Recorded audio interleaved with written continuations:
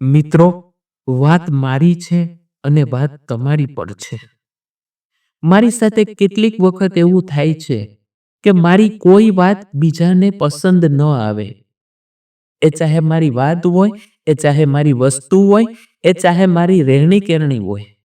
ઘણી વખત આપણે સાંભળીએ કોઈ કે મને ગામડામાં ન ગમે, કોઈ કે મને ગુજરાતી ન ફાવે, કોઈ કે મને હિન્દી પિક્ચર જોવા ન ગમે, કોઈ કે મને સવારે વહેલું ઉઠવું નહીં ફાવે, કોઈ કે મને આ સબ્જી નહીં ફાવે, કોઈ કે મને આ હોટલમાં નહીં ફાવે, કોઈ કે મને આ સર સાથે અભ્યાસ કરવો નહીં ફાવે, કોઈને આ શાળા પસંદ ન આવે, કોઈને સિઝન પસંદ ન આવે. આવું આપણે સાંભળેલું હોય. અને પ્રત્યેક વખતે યુનિવર્સ એટલે કે કુદરત એ તમારા શરણે થતું નથી. એ એની જ રીતે ચાલે.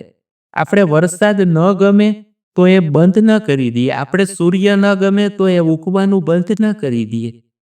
પ્રકૃતિ આપણને સમજણ આપે છે, યુનિવર્સ આપણને સમજણ આપે છે કે મારે જે કરવું છે ને એ કરવાનું છે, કારણ કે મને ખબર છે કે એ મારા માટે બેસ્ટ છે. દોસ્તો, ક્યારે એવી ચિંતા ન કરવી, ક્યારે એવું વિચારવું નહીં કે આને નથી ગમતું તો શું કરવું. તને સારું લાગે છે તો કર, તને સારું લાગે છે તો કર. દુનિયા ગઈ તેલ લેવા. આપણે ભણતા ને ત્યારે એક ચેપ્ટર આવતું ગુજરાતીમાં, ઈલા નામનું એક પાત્ર હતું. એમાં એમ છેલ્લે એવું બોલે છે કે તને ગમી ને, આપણને અગર આપણી ઘરવાળી ગમે છે તો દુનિયાને ગમે છે એની સાથે કોઈ મતલબ નથી. આવું જ આપણા જીવનનું છે દોસ્તો. ધ્યાન ક્યાં રાખવાનું છે? મને ગમે છે ને, મને મજા આવે છે.